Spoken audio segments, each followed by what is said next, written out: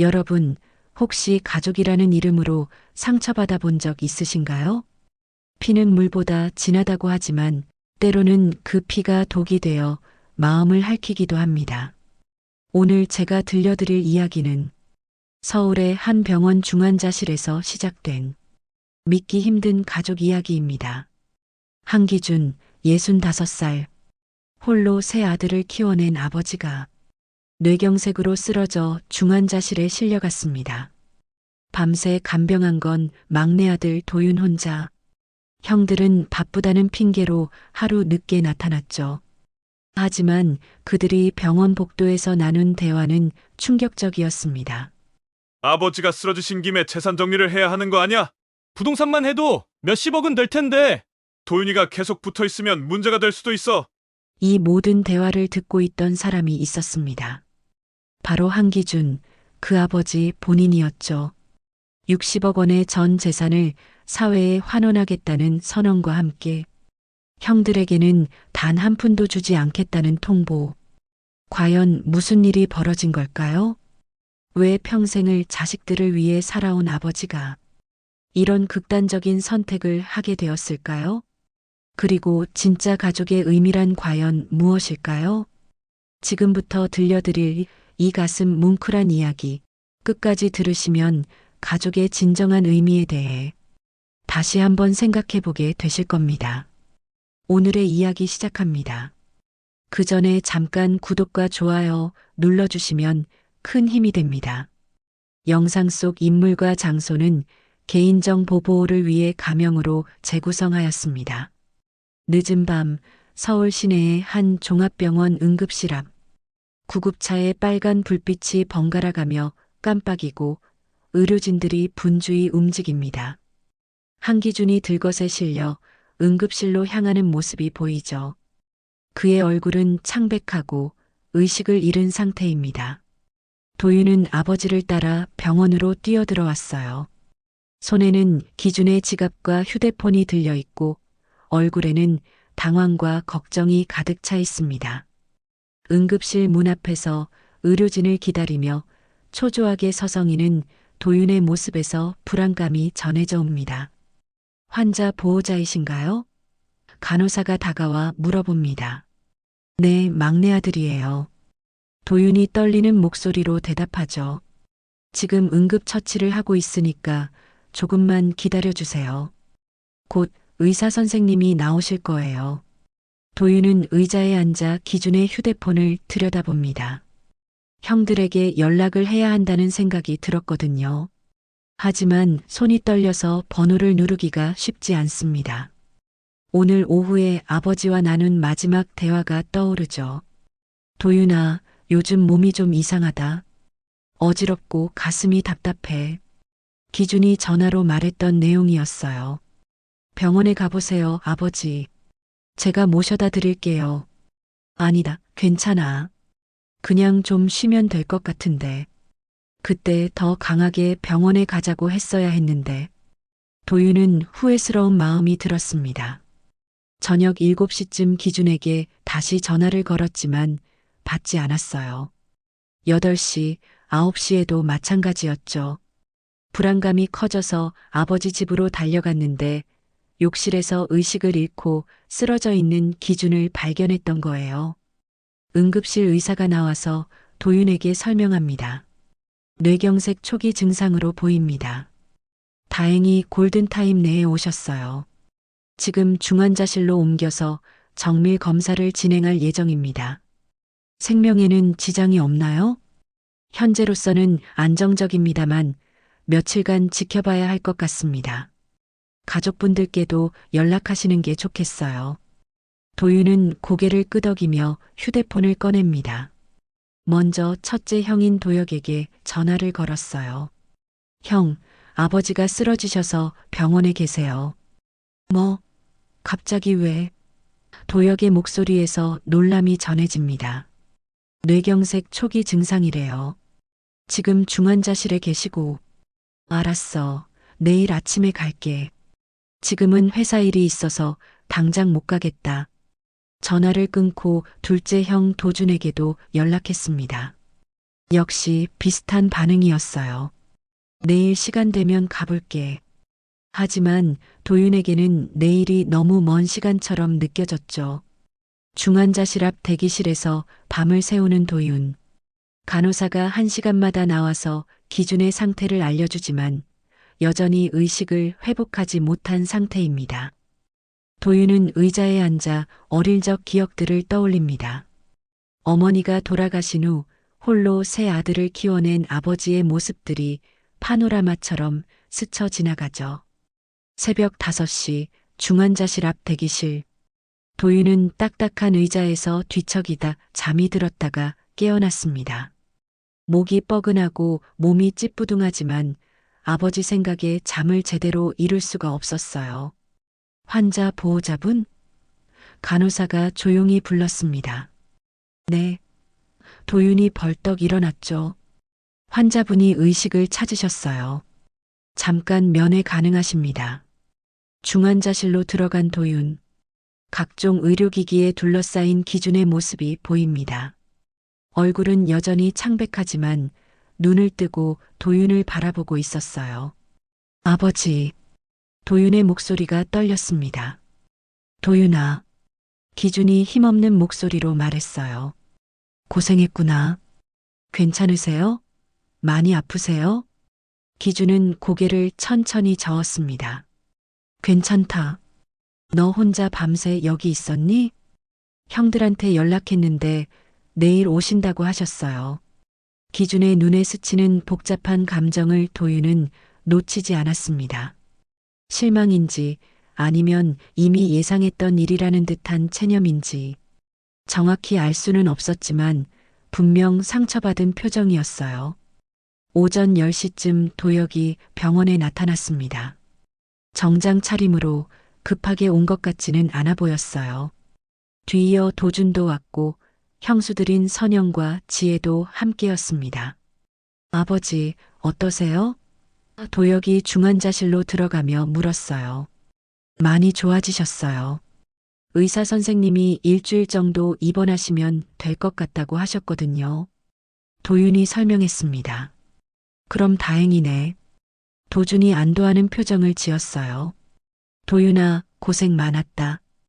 우리가 교대로 간병할게. 하지만 그날 오후 형들은 각자의 일정을 이유로 먼저 돌아갔습니다. 도혁은 중요한 미팅이 있다고 했고 도준은 매장 점검을 해야 한다며 서둘러 나갔어요. 형수들도 아이들을 돌봐야 한다는 이유로 함께 떠났죠. 내일 다시 올게. 도혁이 도윤에게 말했어요. 오늘은 내가 좀 더 있어줘. 결국 또다시 도윤 혼자 남게 되었습니다. 저녁 시간이 되어 기준에게 죽을 떠먹여드리며 도윤은 답답한 마음을 감출 수 없었어요. 아버지, 형들이 내일 또 오실 거예요. 그래. 기준이 짧게 대답했지만 그의 표정에서는 기대하지 않는다는 의미가 읽혔습니다. 그날 밤 도윤은 병실 복도에서 우연히 충격적인 대화를 듣게 됩니다. 간병인 대기실 근처에서 들려오는 목소리들이었어요. 아버지가 쓰러지신 김에 재산 정리를 해야 하는 거 아니야? 선영의 목소리였습니다. 맞아. 부동산만 해도 몇십억은 될 텐데. 지혜가 대답했어요. 도윤이가 계속 붙어 있으면 문제가 될 수도 있어. 막내라고 더 챙겨주실 수도 있고. 도혁의 목소리도 들렸습니다. 그러게. 우리가 더 적극적으로 나서야 해. 도준이 동조했어요. 도윤은 벽에 등을 기대고 서서 이 모든 대화를 들었습니다. 가슴이 쿵쾅쿵쾅 뛰고 손에 땀이 났어요. 아버지가 생사의 고비를 넘기고 있는 상황에서 재산 이야기를 하고 있다니 믿고 싶지 않았지만 분명히 들은 말들이었습니다. 병원비도 만만치 않을 텐데 미리미리 준비해둬야지. 선영이 다시 말했어요. 아버님 통장이랑 도장은 어디 있을까? 지혜의 목소리에 도윤은 몸이 굳어버렸습니다. 복도 끝에서 이들의 대화를 듣고 있던 도윤은 천천히 뒤돌아 중환자실로 향했습니다. 마음이 무거웠어요. 이런 상황에서 아버지께 무슨 말을 드려야 할지 모르겠더라고요. 다음 날 오전, 도윤은 중환자실에서 기준의 상태를 살피고 있었습니다.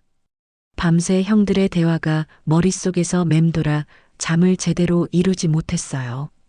아버지는 많이 회복되어 보였지만 여전히 몸이 약해 보이는 상태였습니다. 도윤아, 기준이 조용히 불렀어요. 네, 아버지. 너 얼굴이 안 좋구나. 무슨 일이야? 도윤은 잠시 망설였습니다. 어젯밤 들은 대화를 아버지께 말씀드려야 할지 고민이 되었거든요. 하지만 기준의 예리한 눈빛이 이미 무언가를 눈치챈 것 같았어요. 아버지, 형들이 아버지 재산에 대해서 이야기하는 걸 들었어요. 기준의 표정이 순간 굳어졌습니다. 하지만 놀라는 기색은 없었어요. 마치 이미 예상하고 있었다는 듯한 반응이었죠. 뭐라고 하던가? 도윤은 어젯밤 들은 대화를 있는 그대로 전했습니다. 기준은 조용히 듣고 있었어요. 가끔 고개를 끄덕이기도 하고 때로는 씁쓸한 미소를 짓기도 했습니다. 아버지가 알고 계셨어요? 어느 정도는 짐작하고 있었지. 기준이 한숨을 쉬었어요. 내가 혼자 애들을 키우면서 돈을 벌기 위해 얼마나 고생했는지 아는 사람은 너뿐이구나. 오후 2시쯤 도혁과 도준이 다시 병원에 왔습니다. 이번에는 형수들은 함께 오지 않았어요. 중환자실에 들어가서 기준의 안부를 묻는 모습은 평소와 다름없어 보였습니다. 아버지, 오늘은 어떠세요? 도혁이 물었어요. 많이 좋아졌다. 기준이 대답했습니다. 그럼 다행이에요. 아버지, 혹시 중요한 서류들은 어디에 보관하고 계세요? 만약을 대비해서 미리 정리해두면 좋을 것 같은데요. 도준이 자연스럽게 꺼냈습니다. 도윤은 형의 말에 깜짝 놀랐어요. 벌써 이런 이야기를 꺼내다니. 하지만 기준은 의외로 침착했습니다. 서류? 왜 갑자기 그런 걸 물어보지? 아, 그냥요. 아버지가 편찮으시니까 우리가 도와드려야 하지 않을까 해서요. 도혁이 설명했어요. 도와준다. 기준이 중얼거렸습니다. 지금까지 도움을 받은 기억은 별로 없는데 형들의 얼굴이 약간 굳어졌어요. 기준의 말투에서 뭔가 달라진 분위기를 감지했을 겁니다. 저녁 시간이 되자 형들은 또다시 각자의 일정을 이유로 먼저 떠났어요. 내일 다시 올게라는 말을 남기고 말이죠. 도윤은 또다시 혼자 아버지를 돌보게 되었습니다. 밤 10시쯤 기준이 도윤을 조용히 불렀어요. 도윤아, 내 말 잘 들어. 네, 아버지. 내일부터 형들이 더 자주 올 거야. 그리고 나한테 이것저것 물어볼 텐데. 기준이 잠시 말을 멈췄습니다. 나는 처음부터 다 알고 있었다. 도윤은 아버지를 바라보았어요. 기준의 눈에는 결심과 같은 것이 서려 있었습니다. 아버지, 내가 평생 모은 재산을 진짜 가족에게 주고 싶다. 혈육이라고 해서 가족인 건 아니거든. 기준의 목소리에는 확신이 담겨 있었어요. 그 순간 도윤은 아버지가 무언가 큰 결심을 하셨다는 것을 느꼈습니다. 기준의 눈빛에서 지금까지 보지 못했던 단호함이 엿보였어요. 우리 조용히 여기서 나가자. 기준이 갑자기 말했습니다. 네, 아버지, 아직 치료가. 괜찮아. 의사가 많이 좋아졌다고 했잖니. 그리고 여기 있으면 위험해. 위험하다고요? 기준은 도윤의 손을 꽉 잡았어요. 도윤아, 아버지를 믿어라. 우리가 여기 계속 있으면 형들이 내 뜻과 상관없이 모든 걸 결정해 버릴 거야. 도윤은 혼란스러웠지만 아버지의 간절한 눈빛을 외면할 수 없었습니다. 그리고 어젯밤 들은 형들의 대화가 떠올랐어요. 아버지의 말씀이 틀리지 않을 수도 있겠다는 생각이 들었죠. 그럼 어떻게 하시겠어요? 일단 퇴원 수속부터 밟자. 그리고 조용한 곳에 가서 앞으로 어떻게 할지 천천히 생각해보자. 기준의 목소리에는 지금까지 들어보지 못했던 의지가 담겨 있었습니다. 새벽 5시 도윤은 기준을 조심스럽게 부축하며 병원 뒤편 출구로 향했습니다. 퇴원 수속은 이미 전날 밤에 조용히 마쳤어요. 의사는 만류했지만 기준이 강력히 원한다며 자필 동의서까지 써가며 퇴원을 고집했거든요. 아버지, 정말 괜찮으세요? 도윤이 걱정스럽게 물었어요. 걱정하지 마라. 몸은 많이 좋아졌어. 기준이 도윤의 어깨에 의지하며 대답했습니다. 택시를 잡아 탄 두 사람. 기준이 운전기사에게 말했어요. 가평 쪽으로 가주세요. 가평이요? 아버지, 거기서 뭘 하시려고요? 조용한 펜션 하나 알고 있어. 거기서 며칠 쉬면서 생각을 정리하자. 도윤은 의아했지만 아버지의 뜻을 따랐습니다. 1시간 반 정도 달려서 도착한 곳은 조용한 산골의 작은 펜션이었어요. 기준이 이미 예약을 해둔 상태였죠. 언제 예약하신 거예요? 어젯밤에. 기준이 씩 웃었어요. 도윤아, 내 아버지가 70 가까운 나이에도 머리는 아직 멀쩡하다. 펜션 방에 짐을 풀고 기준과 도윤은 마주 앉았습니다. 기준이 가방에서 작은 녹음기를 꺼냈어요. 이게 뭐예요? 형들이 어젯밤 병실 복도에서 나눈 대화야. 기준의 목소리에 씁쓸함이 배어 있었어요. 도윤은 깜짝 놀랐습니다. 아버지가 녹음을 하셨어요? 응. 내가 복도에서 듣고 온 그 대화 말이야. 나도 다 들었어. 기준이 녹음기를 켰습니다. 선영과 지혜, 그리고 도혁과 도준의 목소리가 또렷하게 들려왔어요. 재산 분할에 대한 이야기, 도윤을 견제해야 한다는 말, 심지어 기준의 통장과 도장을 찾아야 한다는 내용까지 모든 것이 생생하게 녹음되어 있었습니다. 아버지, 이걸 어떻게 병실 침대 옆에 작은 녹음기를 숨겨뒀어. 내가 복도에 나간 사이에 형들이 내 옆에서도 비슷한 이야기를 했거든. 기준의 표정이 단단해졌어요. 그럼 아버지는 진작부터 알고 계셨던 거네요. 그렇지. 하지만 이렇게 적나라하게 들을 줄은 몰랐어. 기준이 한숨을 쉬었습니다. 도윤아, 내가 지금까지 어떻게 살아왔는지 알지? 도윤은 고개를 끄덕였어요. 어머니가 돌아가신 후 기준이 얼마나 고생했는지 누구보다 잘 알고 있었거든요. 28배 아내를 잃고 새 아들을 혼자 키웠어. 새벽 4시에 일어나서 밤 12시까지 일했지. 애들 학비 벌려고 말이야. 기준의 목소리가 점점 낮아졌습니다. 도혁이가 대학 갈 때는 등록금이 없어서 전세금을 빼서 보냈고 도준이 결혼할 때는 전셋집을 팔아서 신혼집을 마련해줬어. 그런데 지금 와서 기준은 더 이상 말을 잇지 못했어요. 50년 가까이 자식들을 위해 살아온 세월이 한순간에 무너지는 기분이었을 겁니다. 아버지, 형들도 그냥 걱정돼서 그런 말한 거 아닐까요? 도윤아. 기준이 도윤을 바라보았어요. 넌 참 착하구나. 하지만 현실을 봐야 해. 형들이 언제 나를 찾아온 적이 있니? 명절이나 내 생일 때 말고 말이야. 도윤은 대답할 수 없었어요. 사실이었거든요. 형들은 바쁘다는 이유로 기준과 시간을 보내는 일이 거의 없었어요. 오히려 도윤이 주말마다 아버지를 찾아뵙고 함께 식사를 하곤 했죠. 내가 쓰러졌을 때도 너 혼자 밤새 간병했잖니. 형들은 바쁘다고 일정이 있다고 하면서 기준이 쓴웃음을 지었어요. 그래도 가족인데. 가족? 기준이 되물었습니다. 가족이라는 게 피로만 이어지는 건 아니야, 도윤아. 진짜 가족은 마음으로 이어지는 거지. 그 순간 도윤의 휴대폰이 울렸어요. 도혁에게서 온 전화였습니다.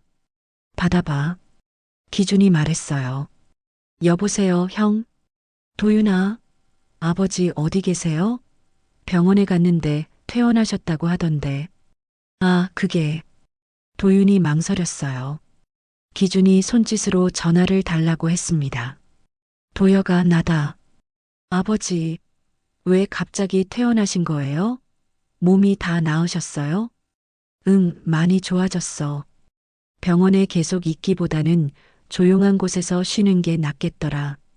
그럼 집에 계세요? 지금 가서 뵐게요.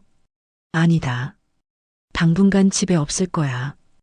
기준의 목소리가 단호했어요. 전화 너머로 도혁이 당황하는 기색이 전해졌습니다. 그럼 어디 계신데요? 그건 나중에 알려줄게. 기준이 전화를 끊었어요. 도윤은 아버지를 바라보았습니다. 지금까지 본 적 없는 결연한 표정이었어요. 펜션에서 이틀째 되는 날 아침, 기준과 도윤은 테라스에 앉아 커피를 마시고 있었습니다. 산속의 맑은 공기와 고요함이 병원에서의 답답함을 말끔히 씻어주는 것 같았어요. 기준의 얼굴색도 많이 좋아진 상태였습니다. 아버지, 형들한테서 계속 전화 와요. 도윤이 진동하는 휴대폰을 보며 말했어요. 그럴 거야. 지금쯤 집에도 다녀갔을 테고. 기준이 여유롭게 대답했습니다.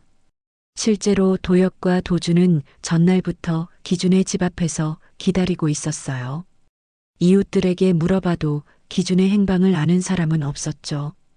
형수들까지 나서서 수소문했지만 소용없었습니다. 아버지가 진짜 무슨 생각을 하고 계신 걸까요? 도윤이 걱정스럽게 물었어요. 도윤아, 나한테는 계획이 있어. 기준이 도윤을 바라보며 말했습니다. 50년 동안 모은 재산을 어떻게 쓸지 말이야. 어떤 계획이요? 기준은 잠시 멀리 산을 바라보았어요. 그의 눈에는 깊은 생각이 담겨 있었습니다. 내가 젊었을 때 아내를 잃고 혼자 애들을 키우면서 정말 힘들었어. 그때 주변에 나 같은 처지의 어르신들을 많이 봤지. 기준이 천천히 말을 시작했어요. 외롭고 아프고 자식들한테는 짐이 되기 싫어서 혼자 견디는 분들 말이야. 그런 분들을 볼 때마다 나도 언젠가는 저렇게 되지 않을까 하는 생각이 들었거든. 도윤은 아버지의 말을 조용히 들었습니다. 그런데 내가 정말 그런 상황이 되었구나. 기준이 씁쓸하게 웃었어요. 자식들은 내 재산에만 관심 있고 정작 내가 아플 때는 곁에 없어. 아버지, 도윤아, 나는 내 재산을 혼자 외로운 어르신들을 위해 쓰고 싶어. 기준의 목소리에 확신이 담겨 있었어요. 어르신들을 위해서요? 응. 노인복지센터를 만들 거야. 혼자 사시는 어르신들이 함께 모여서 식사도 하고 이야기도 나누고 아플 때는 서로 돌봐주는 그런 곳 말이야. 도윤은 깜짝 놀랐습니다. 아버지가 이런 생각을 하고 계셨다니. 그리고 그 센터 운영을 내가 맡아줬으면 좋겠어. 기준이 도윤의 손을 잡았어요. 저요? 하지만 저는 그런 일 해본 적이. 너라면 할 수 있어. 넌 따뜻하고 세심하잖니. 그리고 무엇보다 진심으로 남을 돌볼 줄 아는 사람이야. 그때 도윤의 휴대폰이 또다시 울렸어요. 이번에는 도준이었습니다. 받아봐. 기준이 말했어요. 형? 도윤아, 아버지 어디 계셔? 우리 정말 걱정돼서 미치겠어. 도준의 목소리에는 초조함이 가득했어요. 아버지는 괜찮으세요. 그게 중요한 게 아니야. 갑자기 연락도 없이 사라지시면 어떡해? 혹시 치매 초기 증상인 거 아니야? 도윤은 형의 말에 당황했어요. 치매라니. 그런 생각은 해본 적이 없었거든요. 형, 아버지는 정신이 아주 멀쩡하세요. 그럼 왜 이런 이상한 행동을 하시는 거야? 도윤아, 너 혹시 아버지를 꼬드긴 거 아니지? 뭐라고요? 아버지 재산 노리고 말이야. 왜 너만 아버지랑 함께 있는 거야? 도윤은 할 말을 잃었어요. 형이 이런 식으로 생각하고 있었다니. 기준이 다시 전화를 받았습니다. 도준아, 아버지, 제발 집에 돌아오세요. 우리가 얼마나 걱정하는지 아세요? 걱정? 기준이 되물었어요. 언제부터 나를 걱정했지? 아버지, 무슨 말씀이세요? 도준아, 솔직히 말해봐. 내가 갑자기 사라져서 걱정되는 게 나야? 아니면 내 재산이야? 전화 너머가 조용해졌어요. 도준이 대답하지 못하고 있었거든요. 내가 평생 고생해서 모은 돈이 어디로 갈지 몰라서 걱정되는 거 아니야? 기준의 목소리가 차가워졌어요. 아버지, 그게 아니라면 왜 내가 병원에 있을 때 재산 이야기를 했지? 내 통장과 도장을 찾으려고 했고, 도주는 완전히 말문이 막혔어요. 자신들의 대화가 녹음되었다는 사실을 모르고 있었거든요. 아버지, 그건 이제 솔직해지자, 도준아. 너희들이 원하는 게 뭔지 나도 안다. 기준이 단호하게 말했어요. 하지만 내 재산은 내가 원하는 곳에 쓸 거야. 그리고 그 결정권은 너희들한테 없어. 기준이 전화를 끊었어요. 도윤은 아버지를 바라보았습니다. 지금까지 본 적 없는 강인한 모습이었어요. 아버지, 도윤아, 이제 시작이야. 기준이 결의에 찬 목소리로 말했습니다. 진짜 가족과 가짜 가족을 구분할 시간이 온 거야. 펜션에서 사흘째 되는 날, 기준과 도윤은 서울로 돌아가기로 했습니다. 기준의 몸 상태도 완전히 회복되었고, 이제 본격적인 계획을 실행에 옮길 때가 되었거든요. 아버지, 정말 괜찮으세요? 형들이 집 앞에서 기다리고 있을 수도 있어요. 도윤이 걱정스럽게 말했어요. 그럴 거야.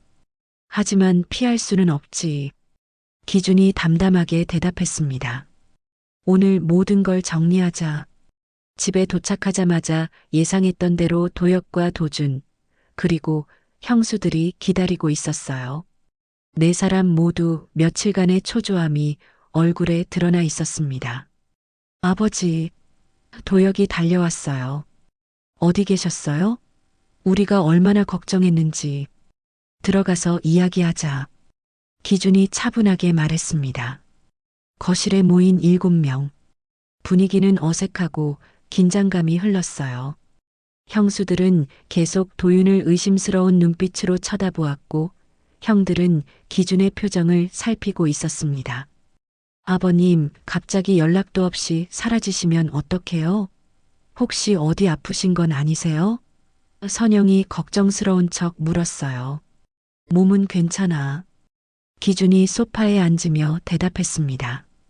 그럼 왜 그런 행동을 하신 거예요? 도준이 직설적으로 물었어요. 도윤이가 뭘 잘못 알려드린 거 아니에요? 도윤은 깜짝 놀랐어요. 형이 또다시 자신을 의심하고 있었거든요. 도윤이는 잘못한 게 없어. 기준의 목소리가 단호했어요. 오히려 너희들이 잘못한 게 있지. 저희가요? 지혜가 의아해했어요. 기준이 가방에서 녹음기를 꺼냈습니다. 모든 사람의 시선이 그쪽으로 향했어요. 이게 뭐예요? 도혁이 물었습니다. 너희들이 병원에서 나눈 대화야. 기준이 녹음기를 테이블 위에 놓았어요. 순간 형들과 형수들의 얼굴이 하얗게 질렸습니다. 무슨 의미인지 금세 알아챈 것 같았어요. 아버지, 설마. 들어봐. 기준이 재생 버튼을 눌렀습니다. 녹음기에서 선영과 지혜의 목소리가 또렷하게 흘러나왔어요. 아버님 쓰러지신 김에 재산 정리를 해야 하는 거 아니야? 맞아. 부동산만 해도 몇십억은 될 텐데. 도윤이가 계속 붙어 있으면 문제가 될 수도 있어.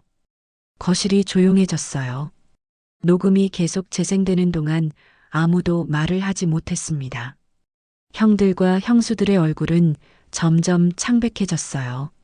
아버님 통장이랑 도장은 어디 있을까? 지혜의 목소리가 나오자 모든 사람이 굳어버렸습니다. 기준이 녹음을 멈췄어요. 거실에는 정적만이 흘렀습니다. 뭐라고 변명할 거냐? 기준이 조용히 물었어요. 아버지, 그게 저희가 그런 뜻으로 한 말이 아니라. 도혁이 더듬거렸어요. 그럼 무슨 뜻으로 한 말이지? 기준의 목소리에 분노가 배어 있었어요. 내가 생사의 갈림길에 있을 때 재산 타령을 한 게 무슨 뜻이야? 아버님을 위해서 미리 준비하려던 거예요. 선영이 급하게 해명했어요. 나를 위해서? 기준이 웃었어요. 그럼 왜 나한테 직접 물어보지 않았지? 왜 내 뒤에서 몰래 그런 이야기를 했어? 형수들은 대답하지 못했어요. 변명할 여지가 없었거든요. 그리고 도윤이를 견제해야 한다는 말은 뭐냐? 기준이 도준을 바라보았어요. 내 동생이 나를 속여서 재산을 빼앗으려 한다고 생각하는 거야? 아버지, 그런 게 아니라. 그럼 뭐야? 기준이 일어섰어요. 내가 쓰러져서 혼자 밤새 간병한 사람이 도윤이야. 너희들은 바쁘다고 일정이 있다고 하면서 집에 갔잖아. 형들은 고개를 숙였어요. 반박할 말이 없었거든요. 내가 평생 너희들을 위해 살았어. 아내 없는 서름도 혼자 견디고 돈 벌려고 밤낮 없이 일했지. 기준의 목소리가 떨렸어요. 도혁이 대학 갈 때 전세금까지 빼서 등록금 냈고 도준이 결혼할 때는 집까지 팔아서 신혼집 마련해줬어. 그런데 지금 와서 이게 뭐야? 거실에 흐느끼는 소리가 들렸어요.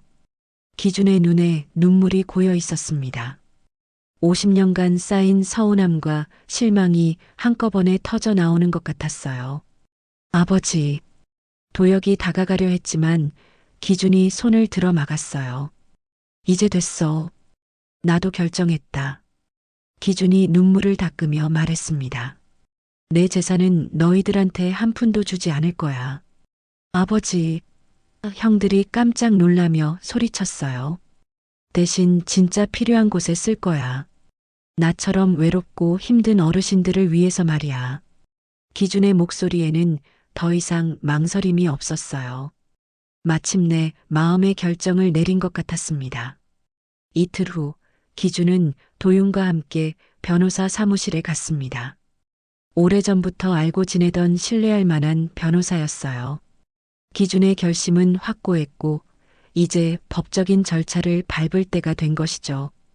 한기준 선생님, 정말 신중하게 생각해 보신 건가요? 변호사가 다시 한번 확인했어요. 네, 마음은 이미 정했습니다. 기준이 단호하게 대답했어요. 모든 재산을 사회에 환원하고 싶어요. 노인 복지센터 설립과 운영 자금으로 사용하는 걸로요. 변호사는 서류를 정리하며 설명했습니다. 부동산과 예금을 합쳐서 약 60억 원 정도 되는군요. 이 모든 재산을 복지재단으로 출연하시는 건가요? 그렇습니다. 그리고 재단 운영권은 도윤이에게 맡기고 싶어요. 도윤은 여전히 당황스러웠어요. 아버지, 정말 괜찮으세요? 이렇게 큰 결정을. 도윤아, 이게 내가 평생 꿈꿔온 일이야. 기준이 도윤의 손을 잡았어요.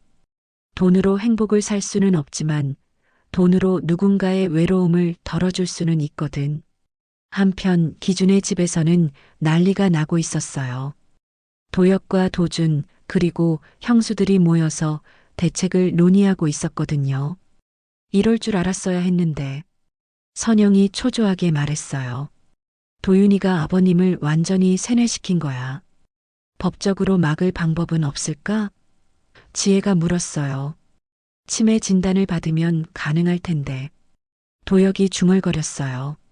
아버지가 정신적으로 문제가 있다고 주장하는 거지. 그래, 갑자기 이상한 행동을 하시잖아. 병원에서 몰래 도망치고 연락도 없이 사라지고. 도준이 동조했어요. 하지만 그들의 계획은 쉽지 않았어요. 기준은 정신적으로 아무 문제가 없었고 오히려 평소보다 더 또렷하고 의지가 확고한 상태였거든요. 저녁 시간 기준과 도윤이 집으로 돌아오자 형들이 기다리고 있었어요. 이번에는 형수들은 오지 않았고 형들만 와 있었습니다. 아버지, 다시 한번 생각해 보세요. 도혁이 간청하는 목소리로 말했어요. 무엇을 다시 생각하라는 거냐? 재산을 모두 기부하신다는 결정 말이에요. 저희가 잘못했어요. 사과드릴게요. 도준도 고개를 숙였어요. 기준은 형들을 바라보았어요. 지금까지 본 적 없는 간절한 표정들이었습니다. 하지만 너무 늦었다는 걸 기준은 알고 있었어요. 사과? 기준이 씁쓸하게 웃었어요. 언제부터 나한테 사과할 일이 생겼다고 생각했지? 아버지, 도혁아, 도준아, 너희들이 마지막으로 나와 함께 시간을 보낸 게 언제냐? 기준이 물었어요. 형들은 대답하지 못했어요. 정확히 기억나지 않았거든요. 내가 외롭다고 말한 적 있었지. 그때 너희들이 뭐라고 했는지 기억하니? 기준의 목소리가 조용해졌어요. 바쁘다고 했죠. 나중에 시간 나면 찾아뵙겠다고. 그 나중이 언제였지? 기준이 되물었어요. 1년이 지나도 2년이 지나도 그 나중은 오지 않았어. 거실에 정적이 흘렀어요. 아버지, 정말 저희가 잘못했어요. 이제라도 달라질게요. 도혁이 애원했어요. 달라진다고? 기준이 고개를 저었어요. 지금 너희들이 달라지려는 이유가 뭐냐? 내가 재산을 기부하려고 해서 아니야? 형들은 반박할 수 없었어요. 사실이었거든요. 만약 내가 재산 기부 얘기를 하지 않았다면 너희들이 이렇게 찾아왔을까? 기준이 질문했어요. 그건 솔직히 말해봐. 내 재산이 없다면 너희들에게 나는 어떤 의미야? 도준이 고개를 숙였어요. 아버지, 그런 게 아니에요. 그럼 뭐야? 기준의 목소리에 분노가 배어 있었어요. 내가 병원에 쓰러져 있을 때도 너희들은 재산 이야기를 했잖아. 그게 너희들의 진심이야.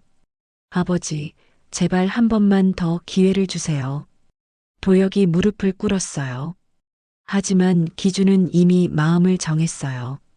기회는 지난 50년 동안 충분히 있었어. 이제는 늦었다. 그럼 정말 한 푼도 안 주실 거예요? 도준이 절망적인 목소리로 물었어요. 그렇다. 기준이 단호하게 대답했어요. 내 자식은 도윤 하나뿐이야. 너희들과는 오늘부로 인연을 끊겠다. 형들의 얼굴이 하얗게 질렸어요. 마지막 희망마저 사라진 것 같았거든요. 아버지, 도윤이 조용히 불렀어요. 정말 이래도 되는 건가요? 기준은 도윤을 바라보며 고개를 끄덕였어요. 도윤아, 이게 옳은 일이야. 진짜 가족과 가짜 가족을 구분하는 건 말이야. 그날 밤 도혁과 도준은 절망에 빠진 채 집을 떠났어요. 그들의 뒤통수에는 50년간 쌓인 아버지의 실망과 분노가 무겁게 내려앉아 있었습니다. 한 달 후 서울 외곽의 조용한 주택가에 한기준 어르신 돌봄센터라는 간판이 걸렸습니다. 기준의 전 재산으로 마련한 2층 건물은 따뜻하고 아늑한 분위기로 꾸며져 있었어요.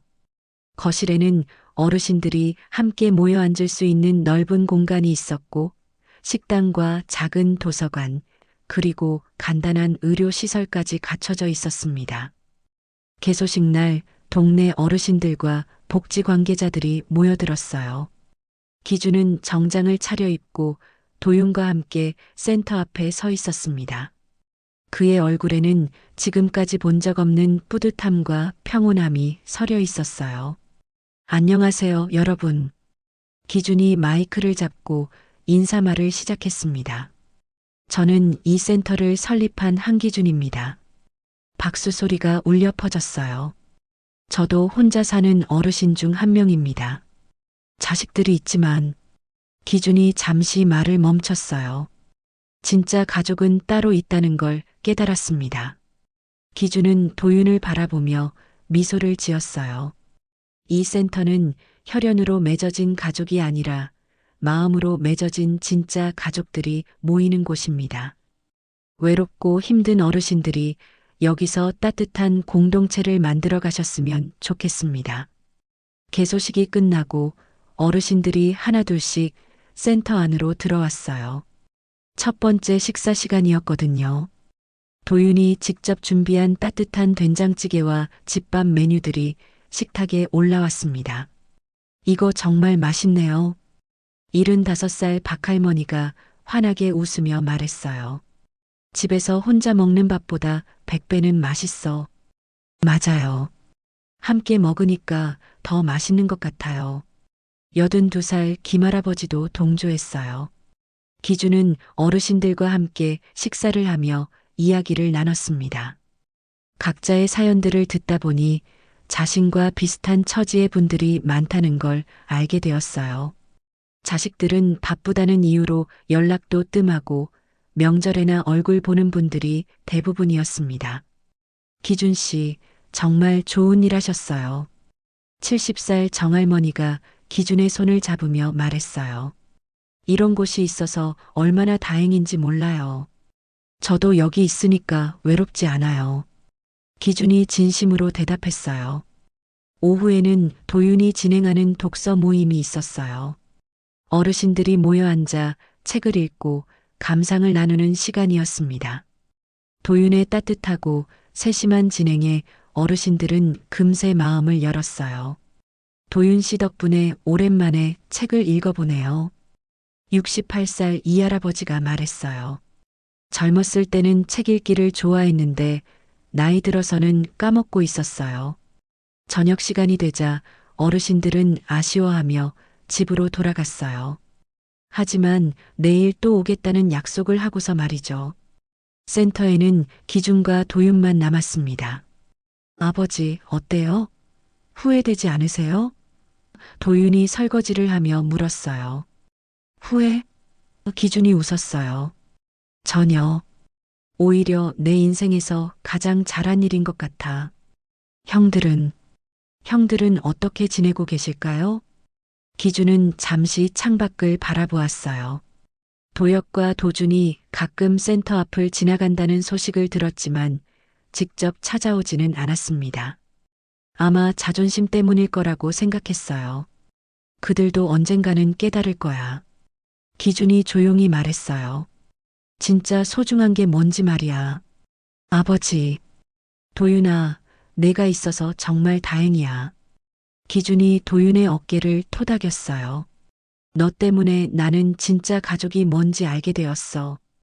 그날 밤 기준과 도윤은 센터에서 함께 저녁을 준비했습니다. 내일 올 어르신들을 위한 밑반찬을 만들고 청소를 하면서 하루를 마무리했어요. 두 사람의 얼굴에는 평온하고 만족스러운 표정이 떠올라 있었습니다. 이게 진짜 가족이지. 기준이 도윤과 함께 식탁에 앉으며 말했어요. 네, 아버지. 도윤이 환하게 웃었어요. 창밖으로는 따뜻한 저녁 노을이 지고 있었어요. 한기준 어르신 돌봄 센터는 이제 막 시작이었지만 이미 많은 어르신들에게 새로운 희망이 되고 있었습니다. 그리고 기준과 도윤에게는 혈연을 넘어선 진정한 가족의 의미를 실현하는 공간이 되었죠. 진짜 가족은 피로 이어지는 것이 아니라 진심과 헌신으로 이어진다는 것을 보여주는 따뜻한 이야기였습니다. 기준의 선택은 단순히 재산을 나누는 것이 아니라 진정한 사랑과 가족의 의미를 찾아가는 여정이었어요. 그리고 그 여정의 끝에서 기준은 도윤과 함께 진짜 행복을 찾을 수 있었습니다. 오늘도 귀한 시간 내어 끝까지 시청해주신 구독자 여러분 진심으로 감사드립니다. 오늘의 이야기가 마음을 울렸다면 구독과 좋아요, 댓글 부탁드립니다.